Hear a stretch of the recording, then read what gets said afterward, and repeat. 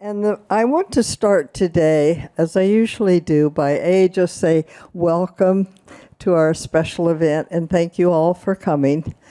And we acknowledge all of those who've gone before us and cleared our path, but especially the Duwamish tribe upon whose land we stand. But tonight, I also want to acknowledge all those who've gone before, but she's still alive at 97. She'll be 98 in October. How many of you know the name Dr. Opal Lee? Okay, a few of us do.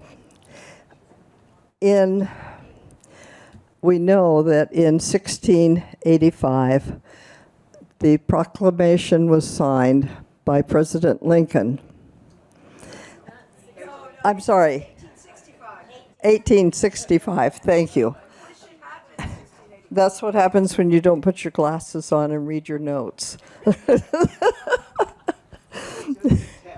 It's a test, good.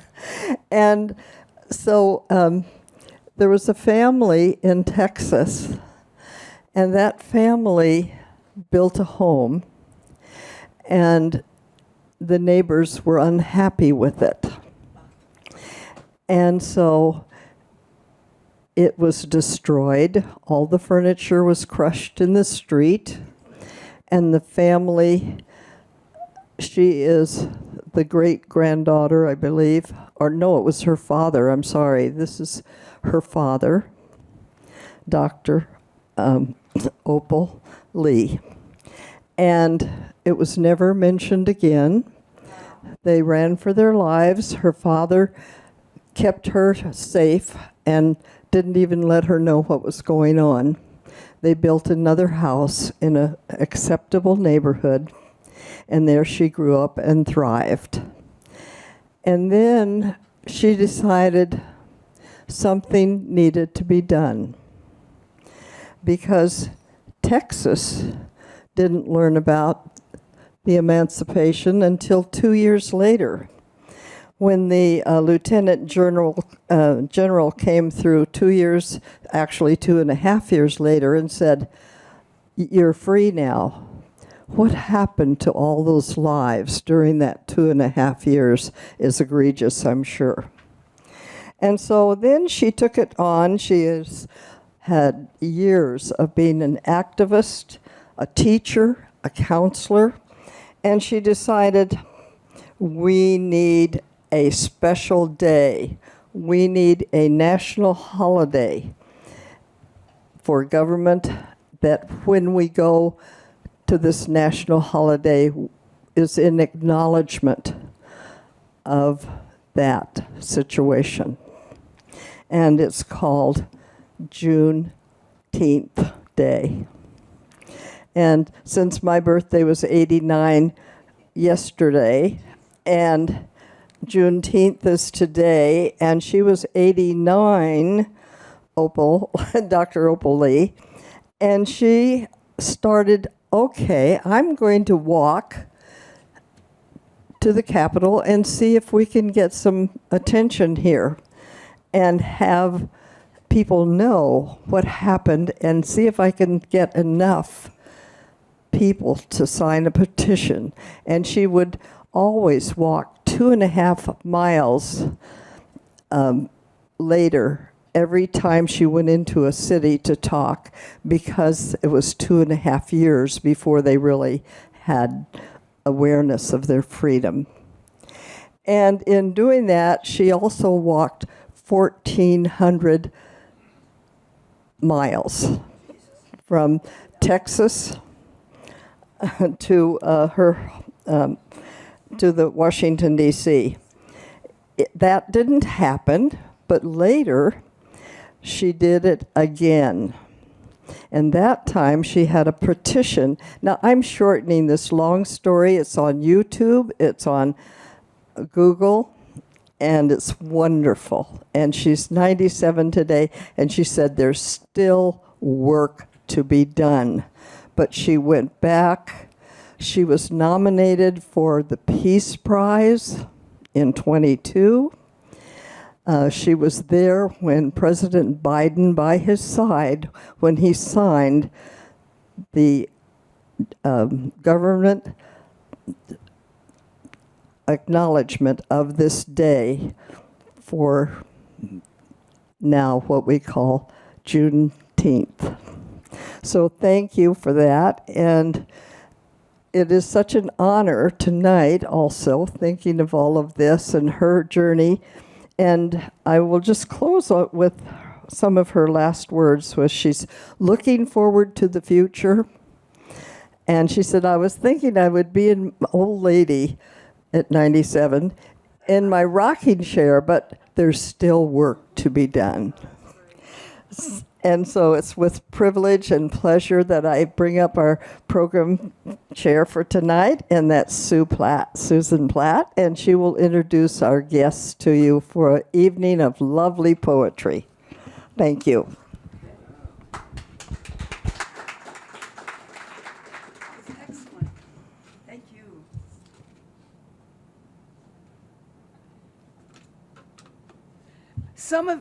I have to hold this one, right up to my mouth. Is that working?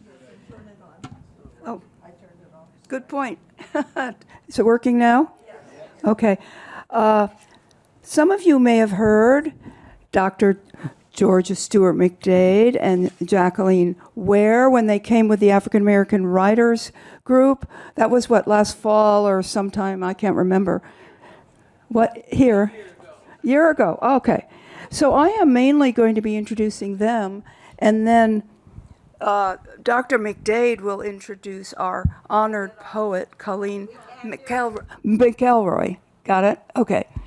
So I'm just going to read this intro, but I do have to say that Georgia and I have been friends forever, and it's an honor to be your friend, Georgia. Thank you. I also need to mention that we have a local hero of Juneteenth, Charlene, right? What's her last name? Georgia, help me. Williams. Was that her last name? Charlene Williams. Yeah, she was in Seattle promoting Juneteenth before it was a national holiday. And she was something. If you didn't know her, she was just a really special person. But anyway, so Georgia Stewart McDade loves reading and writing. She grew up writing and producing plays for the youngsters in her neighborhood and collaborated with church youth to write plays for special occasions. As a charter member of the African American Writers Alliance, she began reading her stories in public in 1991. She credits the group with making her write poetry.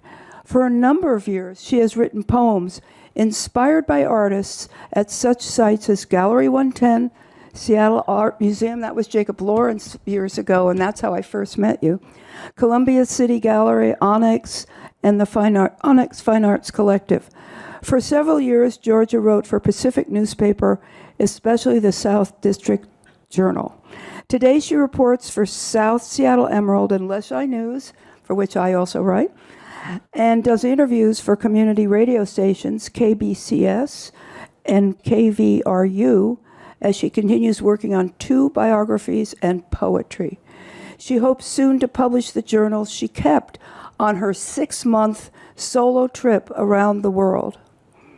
Copies of her 4 volumes of poetry called Outside the Cave and her first collection of prose, Observation and Revelations, stories, sketches, and essays.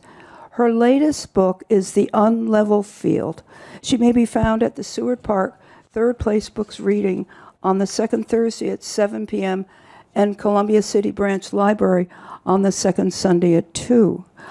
I also want to add that she's the first PhD in English from the University of Washington, African-American woman to get a PhD at the University of Washington. But do you want to, shall I mention Colleen? You can talk about that. And they wanted her, she wanted to write about Shakespeare, and they said, oh no, you have to do an African-American subject. Isn't that true, Georgia? Yes. So you wrote about Jessie Fawcett, yeah, which she is planning to publish this year. I think that's a very revealing story. Plus, you were there for quite a while, weren't you? Jacqueline Ware, J. Ware, was born and raised in the Pacific Northwest. Poet, spoken word, artist, and recent playwright. She is drawn to material that taps into social justice and injustice issues. With a heart for children and seniors, Jay writes stories and prose geared toward their age range. Pop-up time, children's poetry and prose. She is a member artist with the Four Culture Touring Arts roster and has a short, on-location staged play titled Madison Park Bench, located on YouTube. She has performed at Town Hall, libraries, museums on Orcas and Vashon Islands, schools, bookstores, and art galleries. So please welcome Georgia McDade and Jay Ware. And you're going to introduce Colleen McElroy. So I will depart. Thank you. Thank you. I prefer this one. Do you hear me now? Yes. I see a no and I see some yeah. You hear me now? Okay, thank you. I use my hands, okay. Colleen. I did know Colleen. She was one of the first persons I met when I went to the University of Washington. And I always say I don't know if she should have been the first person, but she was the first person I met who was working on a doctorate at the University of Washington in English.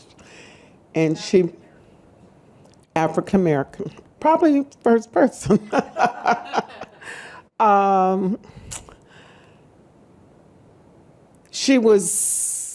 It was good that she was there.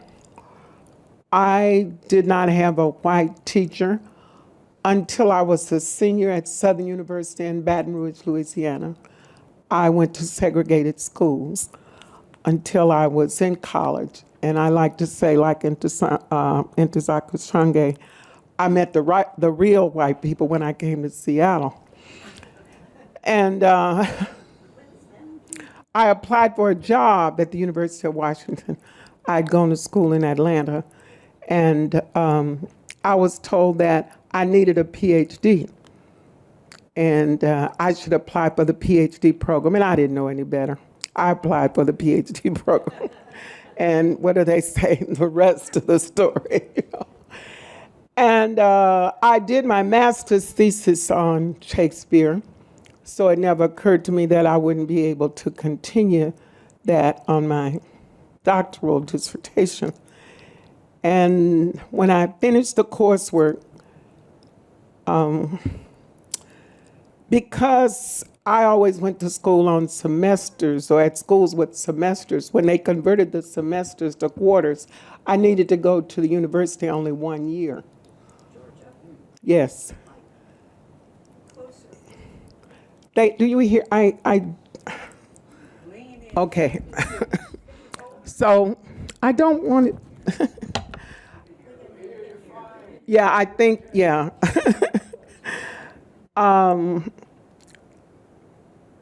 Where was I? I'm sorry. So I had all of these semester credits, and I had to go to the university only 1 year. So then it was just a matter of taking my exams, the language exams. The English department, I think there are 2 departments that required 2 languages. And I didn't feel bad because I'd had Spanish and French only after I took the exam in, I think I took it in Spanish and I got ready to take it in French. And they said, oh, you can't take it in French. You can't have both tests in Romance languages. So I had to learn another language. So I had to learn German. That took me a year to learn German and pass that exam. And when I was there, I think it was English and maybe political science, but I think there were 2 departments that required 2 languages. Okay, so I did that. I didn't know any better. I just did what they told me to do. But anyway, when I got ready to do the dissertation, I remember on that particular day, I went to 3 different faculty members because I wanted to do something on Shakespeare. And each one of them said, Are you going to do Baldwin or Wright? Each one of them. And I don't have enough of a response here. But do you realize that if a white student had gone to 3 faculty members, the question would have been what? What would they have asked? What's your thesis? What do you want to do it on? Who are you interested? But nobody asked me that. They said, do you want to do it on Baldwin or Wright? And the first time I thought it was a bit odd. But anyway, and I said Shakespeare, and they just, well, you can't do it on Shakespeare. And nobody really told me why. They just said I couldn't. And I went to see Colleen, and she said, do it on Jessie Fawcett. And I said, I've never heard of Jessie Fawcett. And she said, that's why you do it on Jessie Fawcett. And that's what I remember most about Colleen. And we never talked a lot. She never said a lot to me. But I was supposed to be, and I haven't given up, doing a book about the problems African Americans have with trying to get PhDs or getting PhDs. And so one day we had this long conversation, and I came to understand that she had a great many problems in getting this degree. And when I got there, she was in the English department, and I went there in 1969. And next thing I heard, she was no longer in the English department. She was in the linguistics department.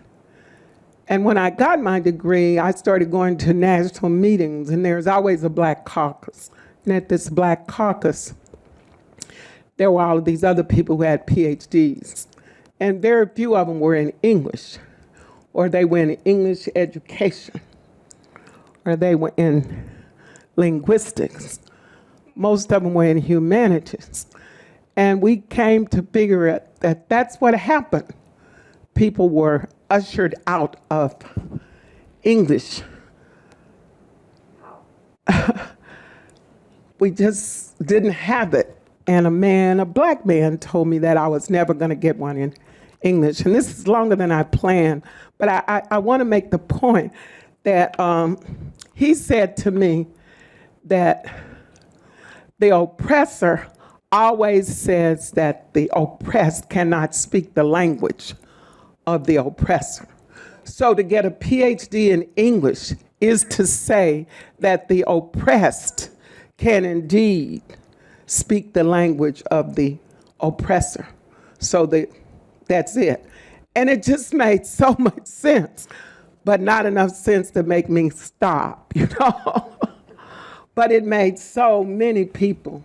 And we now know for a fact that trauma can be inherited, passed down.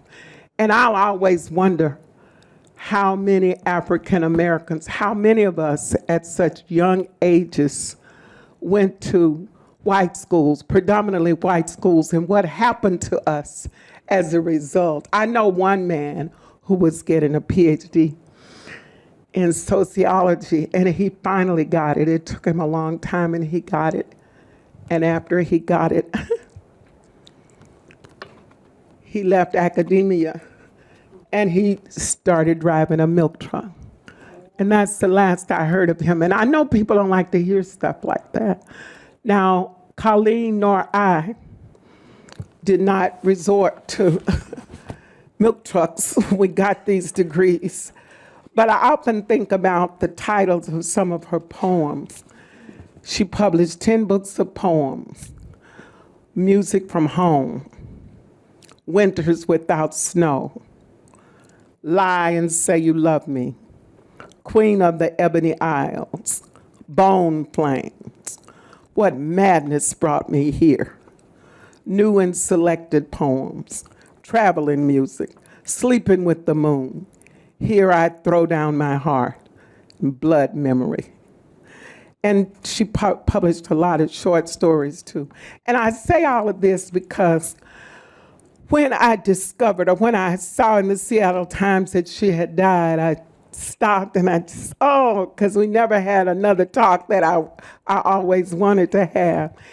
And it was a glowing obituary, but there was nothing in there about all of the trials she had been through. And I just felt so bad about that. So I called a few people who knew her and talked to her about this, and talked to them rather. And I know one person came from New Orleans to the service, and there were a number of people who came from all over the country. And it seemed she didn't always talk about this. And I don't always tell people about my own stories, but if you look at some of her poems, or at least if I look at some of the poems, I think, what was she thinking? You know, people with D's don't try to get PhDs. You know that, right? People who work for PhDs are usually overachievers. I mean, I was valedictorian in elementary school and in high school. You know, you just cry over B's because you always get A's, and I just think that's the common thing. You just don't. And so when you don't get an A, well, what's wrong with me? And yet we have all of these people who, for whatever reasons, didn't get these degrees. So when I was asked to read this poetry, I thought, oh, God, I don't know. I said yes very quickly, and then I thought, why in the world do I want to do this? And then I said, okay, if I can do this in the name of Colleen, and if I can tell this story, maybe somebody will understand something about it. And this is not because I want you to feel sorry for her or for me. I just want you to know that it's not the easiest something. And I'm not telling you that it's easy to get a PhD. It's not supposed to be easy. But some of the things that happened to some of us, some of the people who are in the program, there's one guy who was in the program with me, and I don't know how long he was out there, but he finally left. He went to Scotland, and he got his PhD in no time. I wasn't smart enough to go to Scotland. There was another guy who was through with everything, and the English department said, you really should go on sabbatical. Because you're just working on the dissertation, and then when it's time, when you're finished with the dissertation, come back. And he didn't want to do this, but they said, you know, there's just a limited number of spots, and so if he got out of the program, they could let somebody in. But finally, they convinced him to do it. So when he came back, they would not accept him. And he said, but you said I could come back, and they said, no. You don't have the grade point. And he said, well, I have a 3.7, and the requirement is a 3.5. And they said, but we have so many people with 4 points that we aren't looking at anybody who doesn't have a 4 point. And I have many stories like that. And it's not just UW, so don't misunderstand. This was just all over the country. But anyway, it's interesting. So I'm going to read a few poems by Colleen, and then Jay is going to read a few poems by Colleen. And I heard her read a few times, and I just wish she and I had worked a bit, just a bit even, together. But I always think I'm grateful she told me about Jessie Fawcett, because as I said, I had seen Fawcett's name, but I really didn't know anything about Fawcett other than the fact that she wrote during the Harlem Renaissance. And I did my 260-page dissertation on her. The first poem I'm going to read is, I think this may be my favorite poem, and it's called, let's see, I couldn't decide whether I should read it first or last, but I think I should read it first. And of course, I put it here so I could read it last.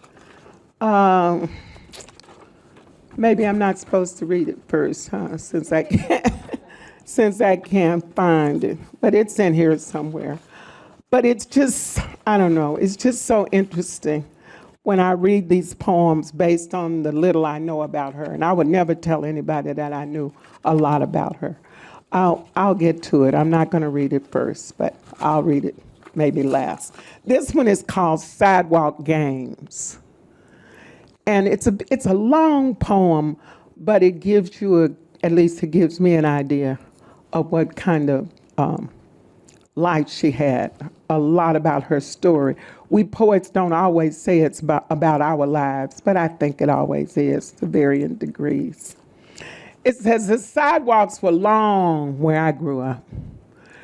and she grew up in St. Louis.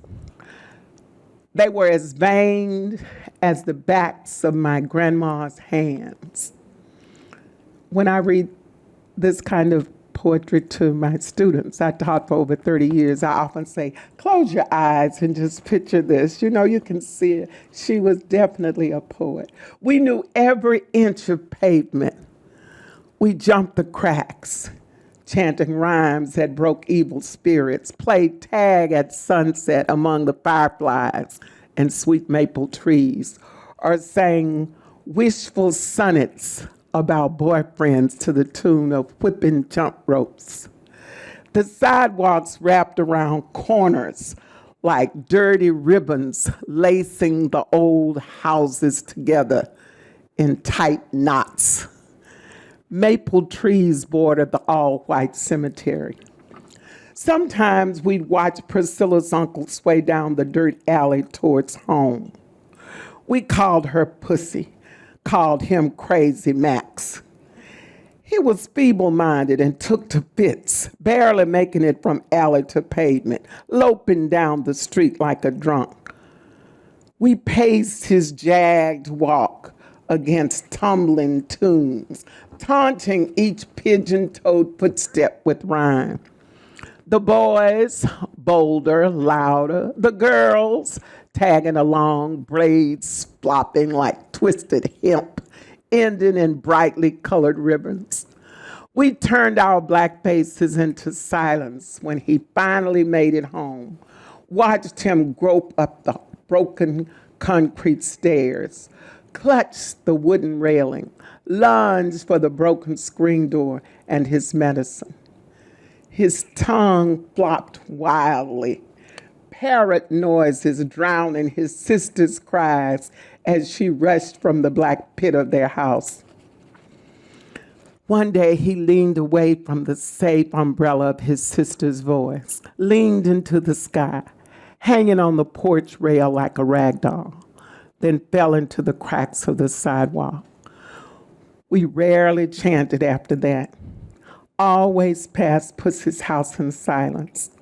Sometimes I'd sit in the sweet stillness of Grandma's moldy basement and draw his outline on the wet, fuzzy walls. The gray concrete backdropped my stick figure as it fell into nothingness. Bumpsy played the dirty dozens as we jackknifed the length of the block, forcing grown-ups off the street. We linked arms like soldiers, our black legs scissoring in precision.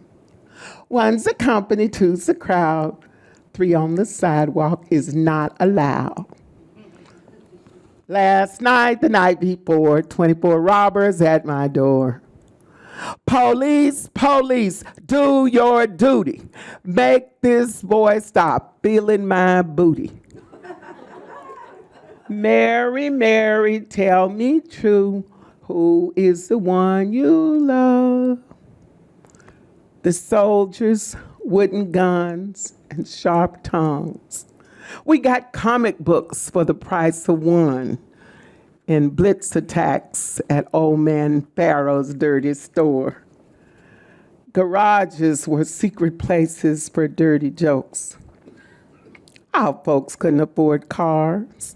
When we got older, we played house for real until we found Terry's baby sister's body behind a stack of tires. The melodies we'd sung still seemed to bounce off the dirty walls and stacks of comic books. Our houses ended at the sidewalk, whitewashed steps gleaming like teeth against the blocks of gray pavement. We walked 3 blocks just to find a vacant lot to feed Mildred's thirst for green grass. Fat Bond could eat a whole sheet of newspaper in less than 3 minutes. Once, I licked the damp cellar wall, but the taste didn't match the sweet smell.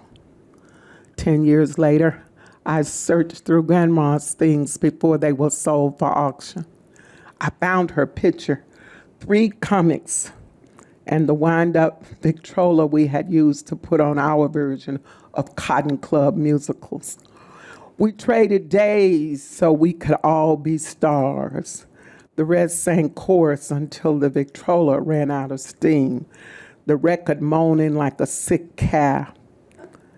I found the stack of old pillars we collapsed on, giggling and tumbling against each other like puppets, while the needle stuck in one groove, cutting circles in the records. Can't you just see that? I mean, can't you just see it? I don't know. I know some people from St. Louis, and it's very interesting to me. This one is much shorter. Webs and weeds. Sidewalks of webs and weeds run parallel to empty lots where foul deeds by handkerchief, heads, and winos were played to that old house where we stayed. Irma Jean, Cora Jean, and I, 3 Debs against the cracks of weeds and webs. Sitting through matinees, dodging chores, chewing gum, claiming boys were bores, but secretly grooming hair and breasts. Jenny's brood, a female nest. Irma, long-legged, delicious, full lips, taught Cora and me to wiggle our hips. George Darlington, love, a beau, my first. They yelled his name like a tribal curse as his virginal fingers pressed our bell. Against that background of sights and smells, we ignored switchblades, zip guns, and knees shattered by cops in that place without trees. Now memories of dances are sprinkled like seeds among cousins and sidewalks of webs and weeds. As I said, I think she has about 10 or 12 books. I brought 2 of them, and I understand you have at least two in your library, so you can go and look at some of these and just read them, and do read them out loud. I just think it's so interesting if you read them out loud. Let's see. I'll read this one, The Lost Breath of Trees, and then I'll let Jay read some. The Lost Breath of Trees. And there was a little note about this one. This was near her death. She had a habit of dictating her poems, and she would tell people what she wanted. And that was why I wanted to read that other one last. And it's not over there. I haven't found it yet. I know it's here. Colleen, are you doing that for me, Colleen? You don't want me to read that one, is that it? I went to her memorial service, and Laurie Connor, who also once upon a time attended the African American Writers Alliance, read that one, and I had not heard that one. But just this idea of people knowing when their time to leave here is left. And this one was one of her last poems, The Lost Breath of Trees. Trees now. In the days before urban sprawl, this town remained no more than cow pastures, logs skidding down to the harbor, gulls riding them like surfboards. Can you see that? A green belt embraced the one road north, 100 years, they say, until the lease expired in those days. Trees lining each side threw shade over hippies and geese bound to the same direction. This was the rainforest, and we took for granted the trees that sheltered the sun in shimmering light, the music of wind and leaves that left air breathable. We thought the developers would never come, that Eden would last forever. If I remember well, the first to go was the old-growth ponderosa near the school. What a racket, all that sawing and sawing, no sapling that once stubborn, tough, from thick outer ring to the core on overhead wires, larks, crows, and common wrens lined up like jurors, surveying a crime scene, chortling and cackling a chorus of, "What's this? What's this? Come see, come see."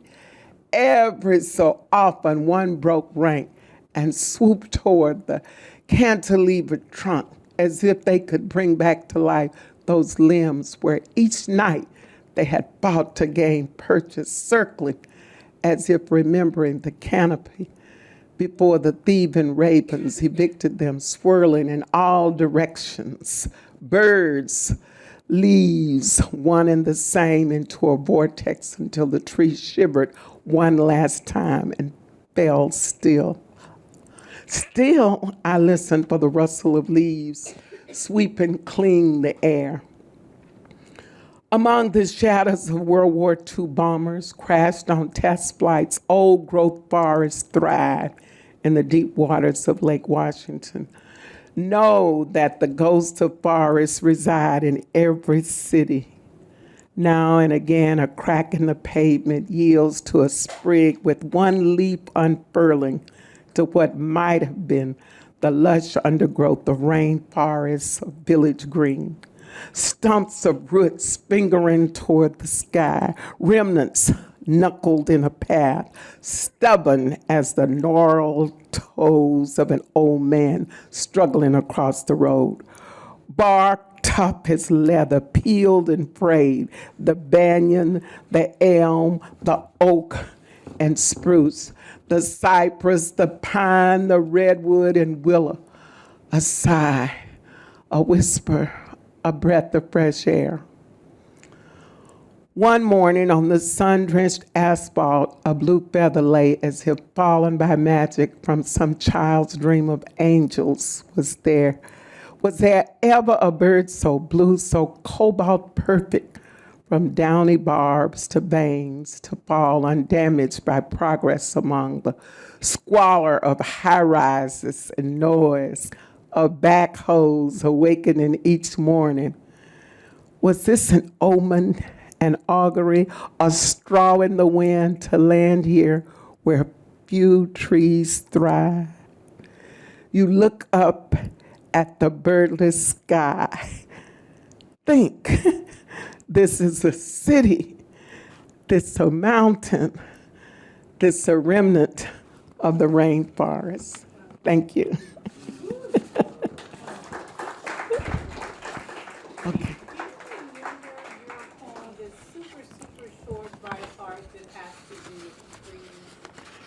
Has to do with what? Trees. It's real short. Oh, yeah. Give it to me. It's not supposed to be McDade. It's supposed to be McElroy. Let's see. You're talking about the one, the greens. That's the one you're talking about. Yeah, I know. Let me think about it. I do remember it. I want you to come and read. Oh, but I plan to do one of my own pieces first before I read her. That's okay. I want you to do that about the greens because, again, my name is Jay, and I'm not even going to try. I'm not even going to begin. I'm not even going to make an effort to talk about my background, my education, my experiences, because looking around this room and based on the luncheon I guess it was dinner, wonderful dinner that we had today, and learning about some of the backgrounds of, let's just take Sally Wren, for example. Her background is phenomenal, and it's so fascinating to me to learn about other people and their backgrounds, their education, their training, their experiences. It'll be well outside my box.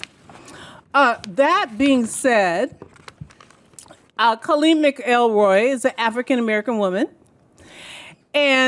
But it doesn't mean that necessarily she had to write about experiences and situations and people that were African American. A lot of times our experiences have a tendency to be similar. If we talk similar, and this is what I'm going to read first, this mine. And then I picked out, in terms of Georgia McDade, I wanted to say that I didn't even know what she was going to read. But we will always read something different because we're different. And I had no concern that we were going to stumble over one another and we're reading the same thing. So anyway, this is called a Black poem. And then I'm going to get into Colleen. Let the world sing a sweet chariot song in the range of a Black poem. Sing it baritone, tenor, soprano, alto, but sing it with purpose. Strong, let the world. Let the world dance an elegant Black poem choreographed by Alvin Ailey, dynamic, graceful, vibrant, tap dancing on wood with precision like Bill Bailey. Let the world. Let the world be.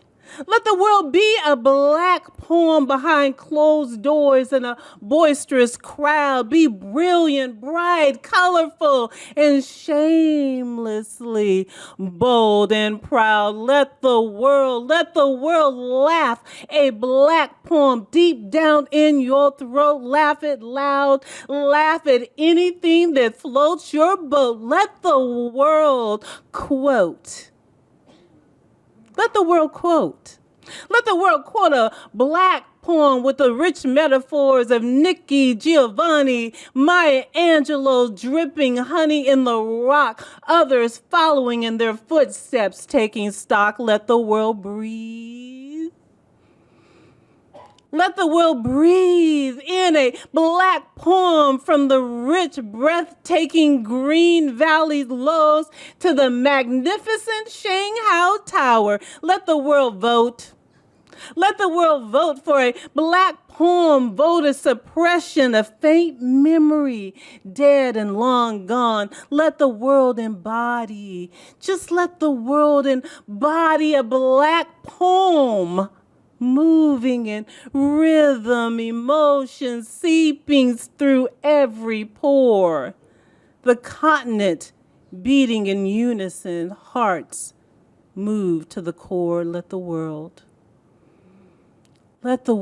breathe and bloom. A fragrant Black poem, roses, orchids, black iris, delicate tulips suggesting peace, harmony, and lingering bliss. And let the world throb. Let the world throb. Let the world throb. A Black poem whispering healing before the pulse fades, where there will be no more poems to read, recite, or say. Now that's it. So I'm getting ready to recite, getting ready to quote, getting ready to read a Black poem, but it's by Colleen McElroy. And what a joy to read some of her works. I am so happy that we were asked to read today because I had not read her material. The woman is brilliant, brilliant. And when I just said to you, let the world breathe, I had to breathe in Colleen McElroy because of the level of her brilliance and her writing and her material and her knowledge. It was astounding to me. She was like a well-honed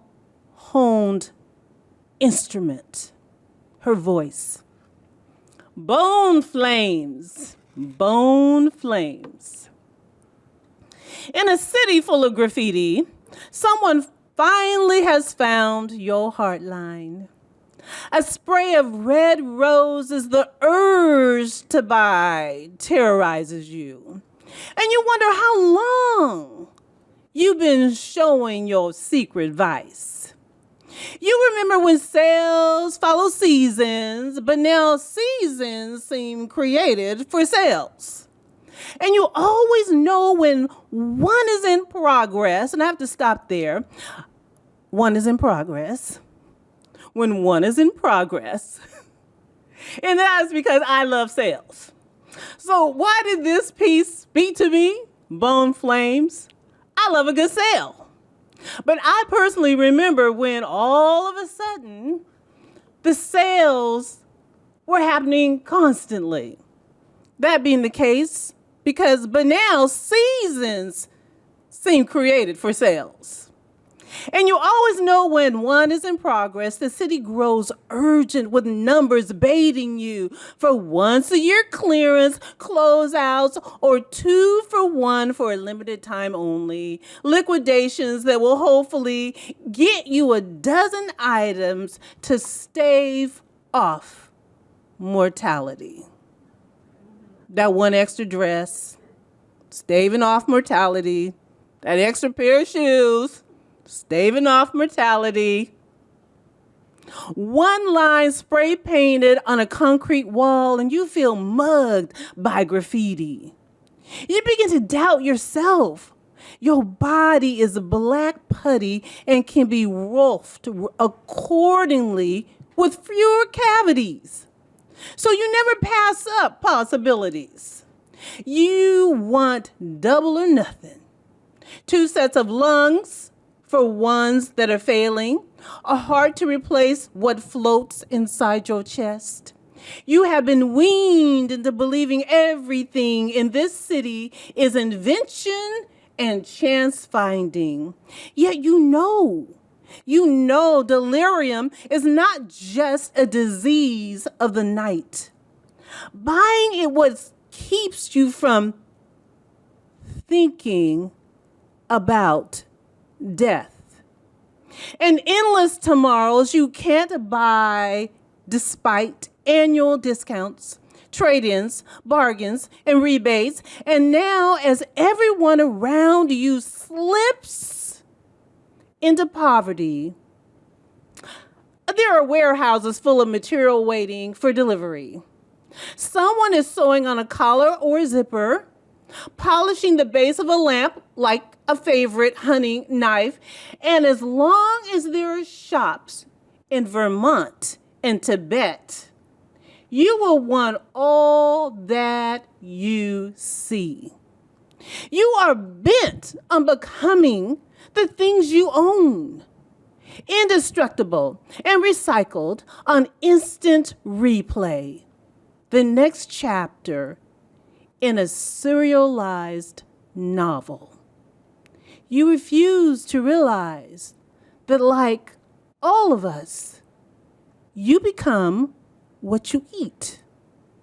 Life put together with a little paste, smuts, molds, fungus, and yeast, and a body, and a body, and a body that will never forgive you for this. I love that, Bone Flames. It seems to speak to everyone in some capacity and in some way, and you would never think for one moment, for 1 second, that that was written by an African-American woman. All right. Where apartheid folds into a wall of rooms. Where apartheid folds into a wall of rooms. Between Homeland and Cape Town, the only free road is the sky. We bury the house each morning and dig it up every night, but without regard to black or white. The sky blinks open to the same light. At first wink, I have already tied walls to canvas, and wind has swallowed that pocket of warmth I call bed. We have learned to depend on nothing more than sky. Before dawn, I disassemble these bits of rags and metal we call home in less time than it takes to bind a child to my back. At dusk, we shake crossroads dirts from roof poles, canvas, corrugated tin, a house reconstructed, resurrected, and under the mantle of night grown to family again. The children know. The children know where everything goes, how to avoid a policeman's stick, a sling for the twins to sleep like black seas of cassavas, folding chairs at the table next to stove and ready for water my sons have primmed from the squatters, from the squatters, from the squatters' rusty pipe.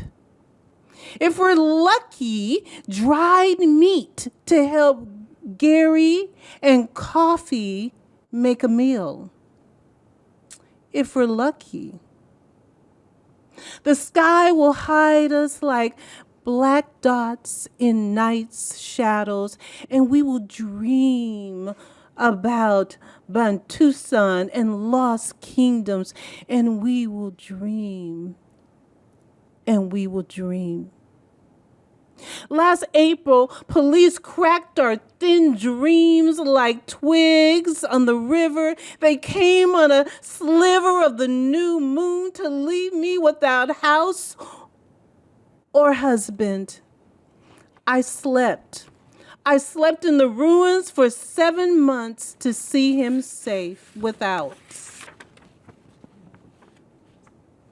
Without this place, he would have to burrow under the dark sky of earth, owning no more, owning no more, owning no more than hunger and blood, because he is black.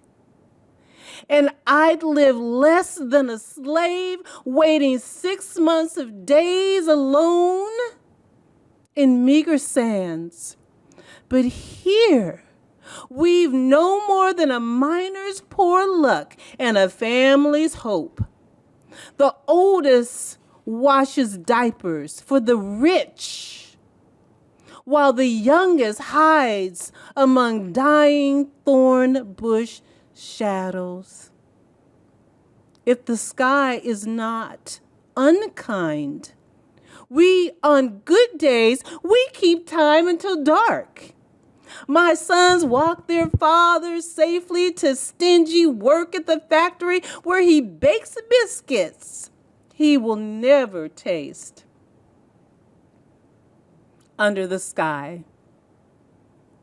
And I brew shanty beer, the yeasty smoke driving my thirst to tears. My love and I are both tempted to own what we make, flatbread or beer, babies or cardboard hut, our lives cut by whites into pieces like debris and easily pulled apart at what we call family.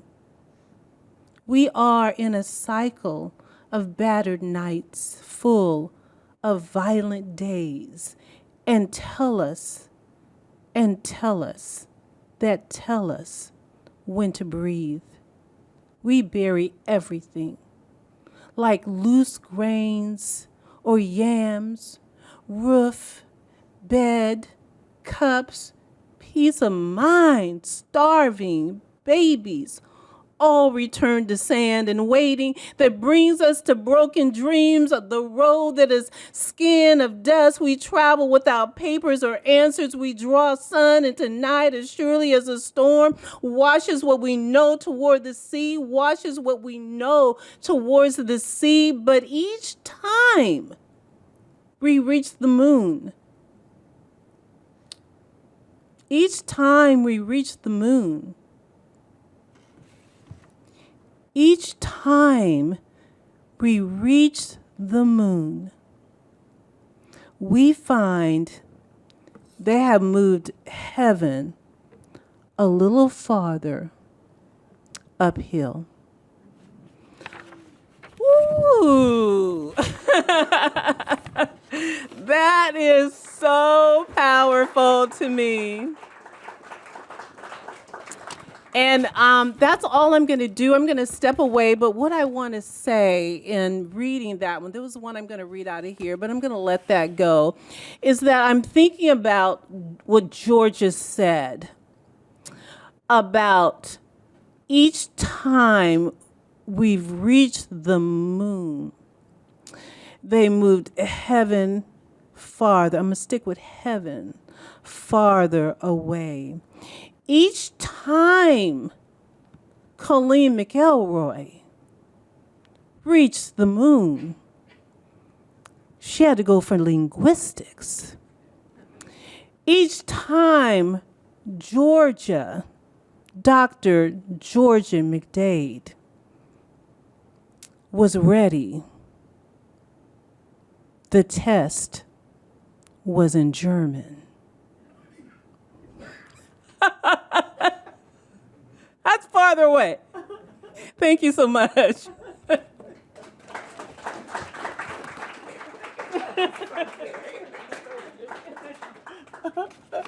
All right, we're about on time. I just want to say the one that she was talking about. You probably thought about it. The poem I wrote is called "The Greens," and the old growth part probably came to you. I mean, Seattle is just full of trees. I mean, it's just, you don't realize it unless you come from a place where there aren't so many trees. But the poem is very short, and it says, "New growth green, old growth green, fern, oak, spruce, elm, alder, pine." Crayola can't touch this. I love it. I love it. I love it. I worked in Tacoma, and so in the spring when I was coming from going to Tacoma, right past South Center, you see all of those greens. I mean, there are other places too, but I would see that twice a day. It was just, and every time I'd say, I'm not going to say anything, but I had to say something because you see all of these shades, and Crayola has a number of greens, but Crayola cannot touch that. Okay, I'm going to read the one I couldn't find, and it was among those as I go.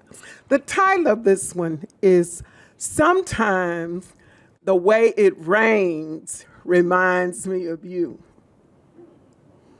This is the title of it now. Sometimes the way it rains reminds me of you. And I just want to read this little part before. It's about the breath of trees, but it says, in her final days, Colleen McElroy dictated these notes about the lost breath of trees, the one I read earlier. And she said, sometimes ideas come to me in dreams, as in the case of the breath of trees, or this poem. I keep a notebook and pen by the bed in order to write notes about my dreams upon waking. That notebook is like a spy's notebook in that it would be impossible for anyone else to make sense of its contents. The dream that inspired this poem was so clear and strong that I had to begin writing before doing anything else that morning. The title of this poem, I repeat, is "Sometimes the Way It Rains Reminds Me of You." These days, I speak of myself in the past tense, writing about yesterday, knowing tomorrow is no more than mist crawling toward violet mountains. I think of days when this weather meant you were not so far away. The light changing so fast, I believe I can see you turning a corner. The rain comes in smelling of pine and moss, a kind of brazen intrusion on the careful seeds of spring. I pay more attention to details these days, saving the most trivial until I sort them for trash or recycle a luxury I've come to know only recently. Thank you. Thank you very much. Okay, we have about 5 or 6 minutes. Anybody have any questions, comments?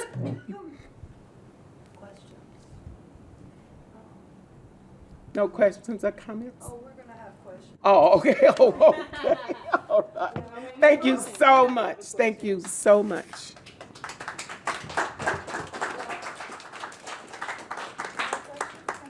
I just want to say that I think we could stay another hour and have poetry read by you two. You're wonderful. And I just want to close our meeting tonight. One of our residents brought to me a postcard from Washington, D.C., from the National Black American Museum. And to me, it says it so clearly, because especially since a lot of us in this room go down and participate for every Friday from noon to 1 in the Black Lives Matter on the corner, a block away. It said, "Let's be clear," we said, "Black lives matter."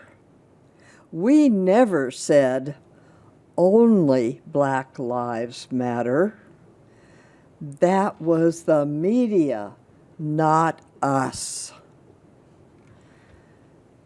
The truth, in truth, we know that all lives matter.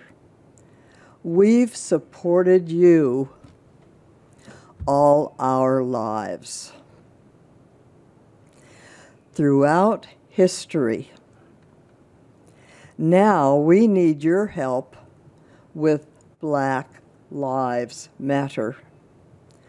For Black lives are in danger. Written by Jean Testimony Hall. And again, we're so grateful to have the poetry read and your own poetry shared with us this evening. And if there is 1 or 2 quick questions, we'll take it. But otherwise, I just thank you all for this evening together. Well, I think that was a nice. Okay.